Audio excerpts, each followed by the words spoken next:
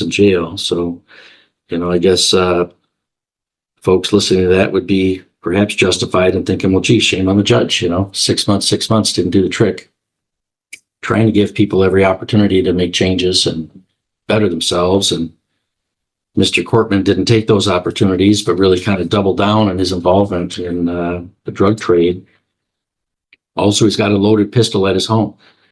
But for all these reasons, I believe that the guidelines do adequately take into account the seriousness of the circumstances of this offense and this offender.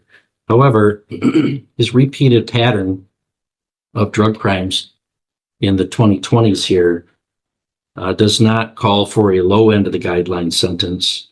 I believe that a proportionate sentence, in addition to the standard fines and costs, would be a sentence at about the 2/3 mark of those advisory guidelines. So for those reasons, we'll go ahead and take People v. Jeffrey Cortman. Devin Pomeranke, on behalf of defendant Jeffrey Cortman. I am privately retained, not in. And we're here for sentencing on, looks like a charge of possession intent to deliver methamphetamine, habitual third. Guidelines were initially scored at 78 to 195. I'm informed that Mr. Cortman received his final Social Security. He's going to be canceled on his sentencing to terminate the court. Okay, I mean, it was that statement's accurate. I mean, obviously, he's going to lose. Right.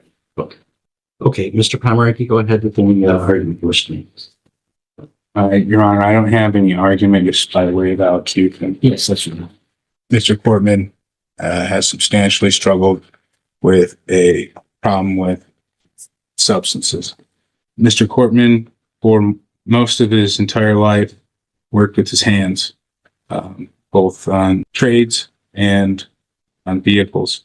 At this later part in his life, he has become more bound to his chair and limited by his mobility, his energy, and everything else.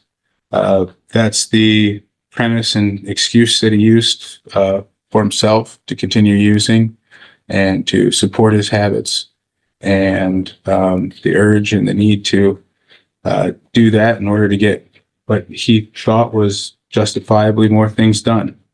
Mr. Cortman has since ran out of road in that regard. He thought this was a way, I think, to sustain himself or support himself, and he understands the gravity of this, and he accepts he's made a substantial mistake. There's not much more I can say besides my last point.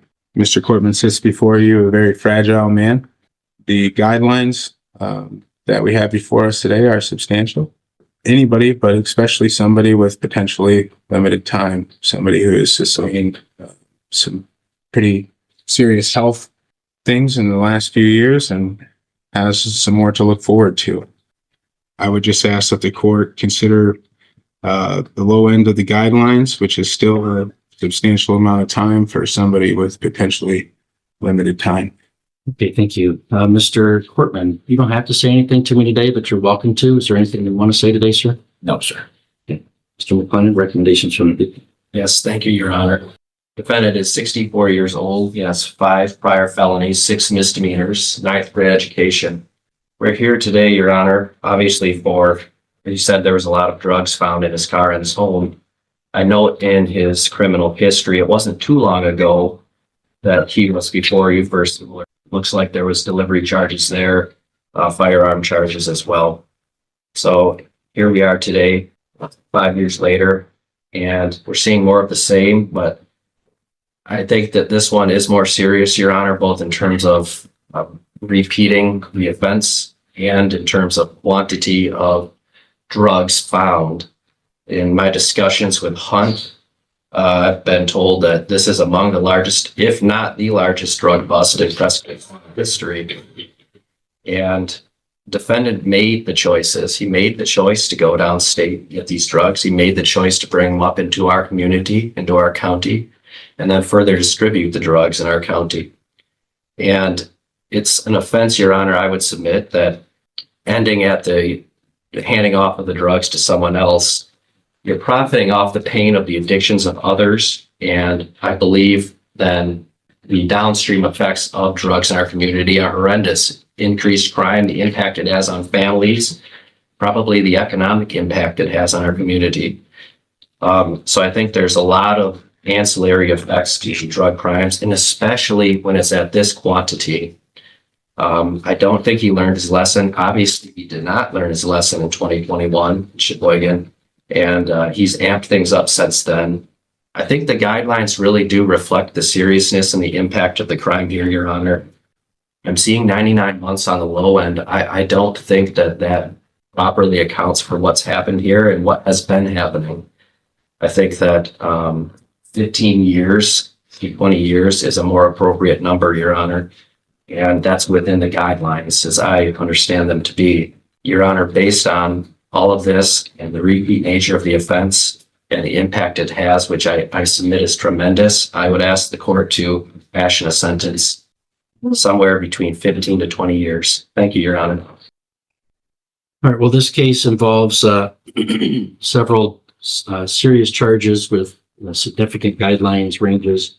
This case involves the defendant making essentially drug runs downstate for further trafficking, not just that he's going down. We see a lot of times somebody with their own drug problem going downstate, buying some drugs for themselves and a little bit more to boot so that they can sell it to some other friends to continue to support their cycle of use. Those are deliveries, but they're not, they're not really trafficking deliveries. This did involve significant quantities found in Mr. Cortland's vehicle and in his home. Methamphetamine, cocaine, both powder and crack, and various pills. And there's evidence that he was selling that to other people who would in turn sell it to others. So Mr. Cortland was pretty significantly involved in drug trafficking in our community of some very harmful substances that really destroy lives and families. And I had him in 2021 in a Sheboygan drug case, not as serious as this, and I gave him 6 months in jail. I had him in 2022 in Presque County on a drug case, again, not nearly as significant as this, but again, I only gave him 6 months in jail. So, I guess folks listening to that would be perhaps justified in thinking, well, gee, shame on the judge, 6 months didn't do the trick.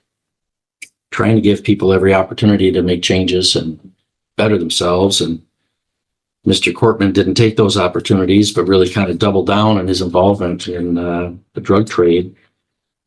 Also, he's got a loaded pistol at his home. But for all these reasons, I believe that the guidelines do adequately take into account the seriousness of the circumstances of this offense and this offender.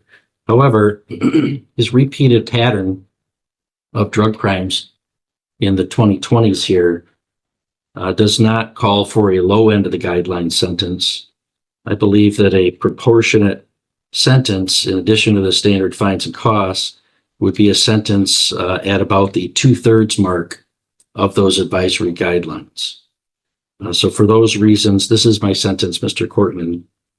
On count 4, possession with intent to deliver methamphetamine, habitual third, with the guidelines range of 78 to 195 months advisory. I'm going to commit you to the Michigan Department of Corrections for a term of not less than 13 years, nor more than 40 years, exercising my discretion to increase the statutory maximum, maintaining a drug house habitual third. I'm going to commit you to the Michigan Department of Corrections for a term of not less than 2 years, nor more than 4 years, increasing the statutory maximum under the habitual statute. Count 6, felon in possession of a firearm, habitual third. Commit you to the Michigan Department of Corrections for a term of not less than 5 years, no more than 10 years. Again, using my discretion to increase the habitual statutory maximum. Count 10, possession with intent to deliver more than 50 grams of cocaine, habitual third. Going to sentence you at the 2/3 mark of the guidelines to 16 years in prison, or 193 months. 16 years to 40 years, credit for 381 days served. increasing the statutory maximum from 20 to 40 under the habitual third statute. Count 11, possession intent to deliver oxycodone, habitual third, commit you to prison for 10 years to 40 years. Again, discretionary increase of the statutory maximum for the habitual, credit for 381 days served. Count 12, possession intent to deliver hydrocodone, habitual third, prison 10 years to 40 years. Again, increasing the habitual, under the habitual statute, the statutory maximum. Operative sentence, those are all concurrent. So, Mr. Cortman, the operative sentence is the 16 to 40 years in prison. That is at the 2/3 point in the guidelines, I believe, for the reasons I've stated, that is a proportionate sentence to the circumstances of this offense and this offender. Mr. Cortman, if you want to appeal, you can file an application to the court. Anything further from the people? Oh, Your Honor. Anything further from the defense? No, Your Honor.